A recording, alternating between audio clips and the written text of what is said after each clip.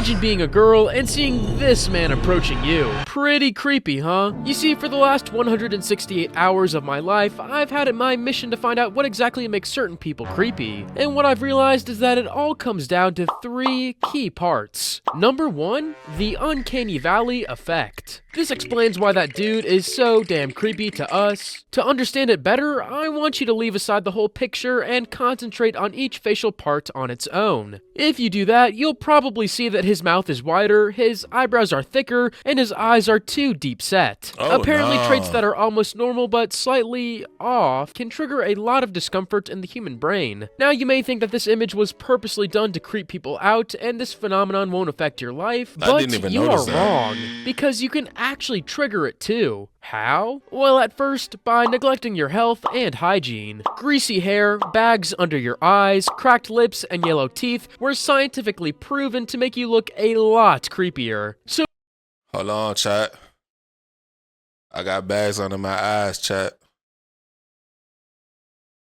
But does that mean I? Hold on now. Am I creepy looking? I'm creepy looking? I'm creepy looking?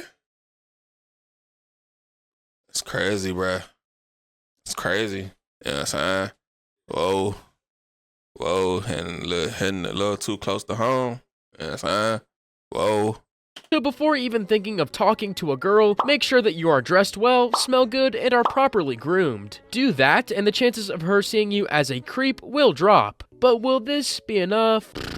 You see, the uncanny valley effect doesn't actually stop at uncommon physical appearances. It is also heavily related to ambiguity. I didn't get it the first time I read about it, so let me explain in my own terms. Let's take a look at this dude one more time. The last time, I promise. What do you think is going through his head? Does he like you? Probably not. He thinking about whacking.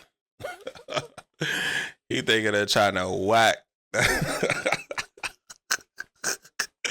That's what he thinking about. Yes, he trying to kidnap and whack. That's what he on. He don't care about nothing else but kidnapping and whacking. That's his whole 24 hours in a day. Kidnapping and whacking, bro. That's all he thinking about. Does he want to hurt you? Maybe. You don't know for sure what his intentions are. And that might... Yo. Oh my gosh, bro. This clip. Hold on. Maybe. You don't... Yo. This clip right here, bruh. When I seen the video, scared the mess out of me, gang. Oh my gosh, bro. This just brought back so many memories. I haven't seen him since this, bro. Since the video.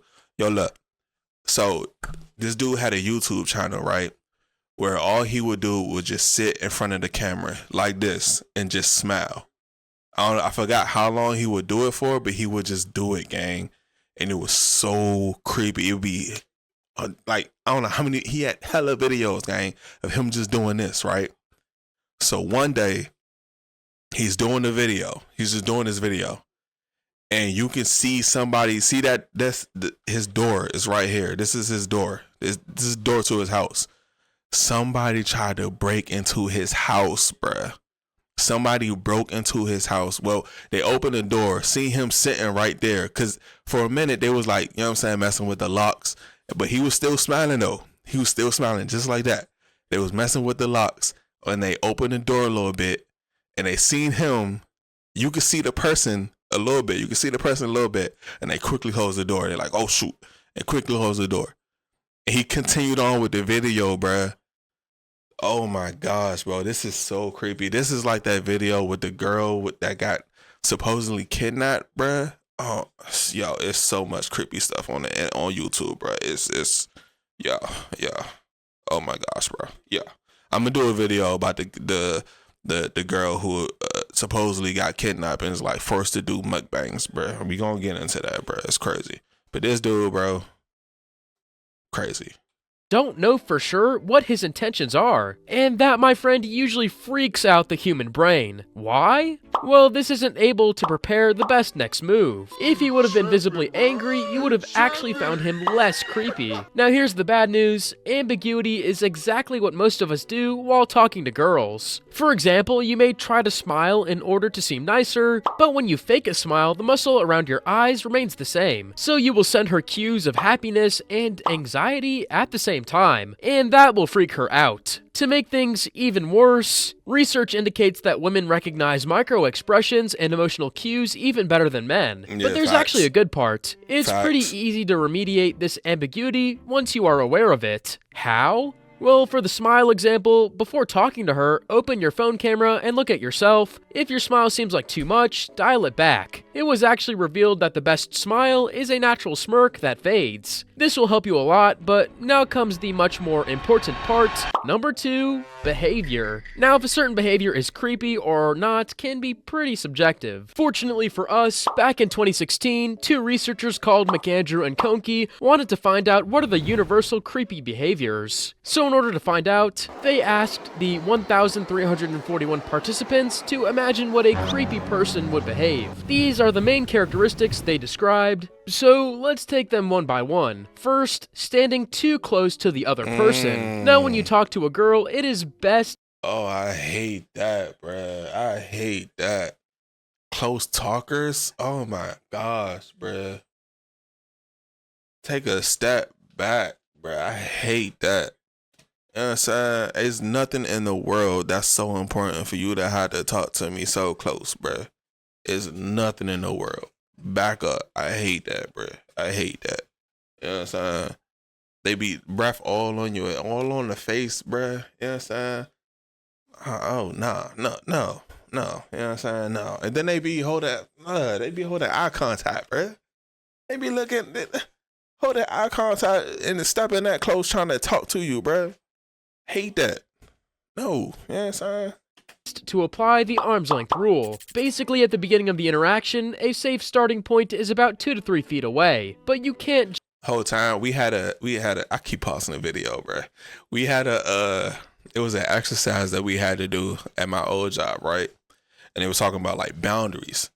So they had us stand across from each other in like 2 different lines, and one person would have to take a step close, like just walk towards the person, and the person would have to put their arm out for, like, you know, their comfort, right? So I'm in the line and I'm standing across from this woman, right? So it's like, soon as she walked to me, I put my arm out. I don't like close talkers. She couldn't even put her foot down, bro, before I put my arm out.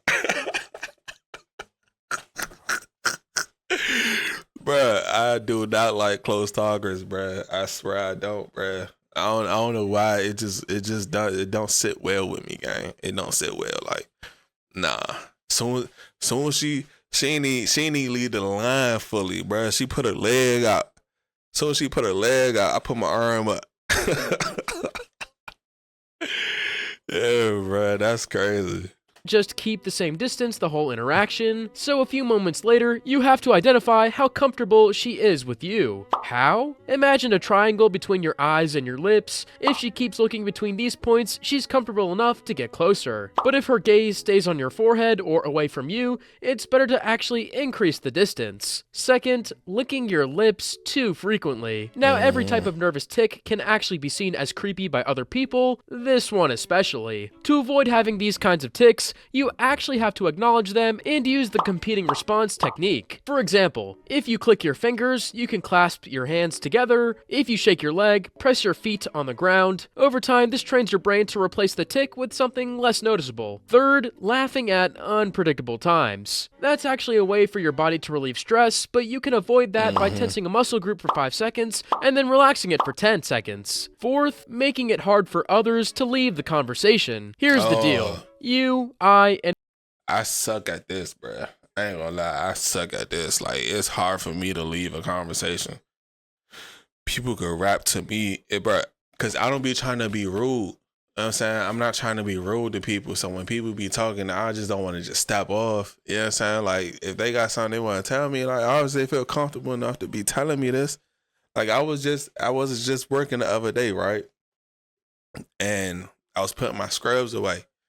And this dude, you know what I'm saying? I guess he stocked the scrub machine. Bro, he got to telling me his whole life story, bruh. I was supposed to leave the hospital within like 10 minutes. I was there for at least 25, gang. You know what I'm saying? At least 25. I ain't even say nothing. I was just there listening. You know what I'm saying? Well, I did say a few things. I wanted to make it seem like I was really interested in what he had going on. But I was being an active listener. You know what I'm saying? But stuff like that, bro, it's hard for me to, you know what I'm saying? Hard for me to leave a conversation. Like, in my old position, bro, when I had to do rounds, I go to a patient room. Patient be talking to me about anything. I had this lady talking to me about her husband. You know what I'm saying? That she was just talking to me about her husband, talking about her kids. And I was just there. You know what I'm saying? Mind you, when I'm doing rounds, I'm supposed to spend at least like 40 minutes at the most, like 40 minutes doing a round. I was in her room listening to her talk for probably like half of that time. And I had a whole floor to do. Like, it's yeah. You know what I'm saying? I suck at that. You know, I don't, to this day, I do not know how to leave a conversation. You know what I'm saying? I do not know. I give out clues. You know what I'm saying? I give out cues. I'm like, hey, you know what I'm saying? I'm like, oh, that's crazy. And I take a step back. You know what I'm saying? Or I'd be like, what I say? I'd be like, dang. Oh yeah, see, but that's how it goes. That's how it goes. I do that. You know what I'm saying? Or I'd be like, well, you know, I mean, it's hey, you know what I'm saying? Sometimes life get like that, right? Sometimes life get like that, right? And they continue on with the conversation. Like, it's I don't know, bruh. I don't know. It's tough. It's tough for me to get out of the conversation, gang. I ain't gonna lie. And most of the other men out there are very good at misinterpreting a girl's cue. Sometimes it seems like she's genuinely interested in the conversation, but she's just polite. So it's better to use the leave first rule and be the one who ends the conversations. This makes you seem socially calibrated, not needy, and even a little bit mysterious. And with this, your chances of being seen as a creep will drop again, but there's still one part that can ruin all the progress you've made. Number 3, intentions. Now here things become more problematic when your intentions are to go for the absolute win. What do I mean by that? Imagine if you and I would meet for the first time and I would suddenly try to become your best friend. It's too much, too soon, and it would scare you. So when you talk to her, tame down your intentions a little. Go from, I really want her to like me, to, I just want both of us to have a great time. Of course, you still can, and should show that you like her. This can be done by using certain compliments or physical touches, but bro, be careful. When it comes to physical touches, you can easily screw things up. Golly. Fortunately, there are some researchers that actually drew some heat maps that show you where it is appropriate to touch a girl depending on your relationship with her. Now, even though you've learned how to avoid being seen as a creep, you can still make things weird if you don't know where to talk to them, how to stand out, how to approach them, and even how to maintain a conversation. Fortunately, you can learn all these things in just 387 seconds, and all you have to do is click on this video. I got a number! Yeah, bruh. It's being a creep, bro. You know what I'm saying? Being a creep and the good luck. Don't be creepy, gang. You know what I'm saying? Don't be creepy. You know, we all, if I be like, hey, picture a creep in your head, what he look like? We all got that same, probably got the same features. You know what I'm saying? Probably got the same features in our head, bruh. Same features. May not look all the way as that, but the features is there. You know what I'm saying? The personality is there. The body manner, the body movements and the mannerisms is there. All of that is there. You know? Don't be creepy, guy. You know what I'm saying? Don't be creepy. Dude said people with baggy eyes it could be creepy. I need to get the gold eye drop, the gold eye socket things, the puffer. I don't know what they call, bro. I need to look at what them Jones is called, bro. I always call them the gold sockets, but the gold Jones, bro. I be using them. I'm trying to take down the puffiness, bro. Dude said people with puffy eyes is creepy, bro. I ain't trying to have none of that, gang. I ain't trying to be on none of that. You know what I'm saying? I ain't trying to be on none of that. But yeah, man, that's going to be it for the video, man. Make sure you leave a like, comment, subscribe if you're new. Hit the bell notification so you be notified when I post new lit content on the channel. Until next time, man. Deuces.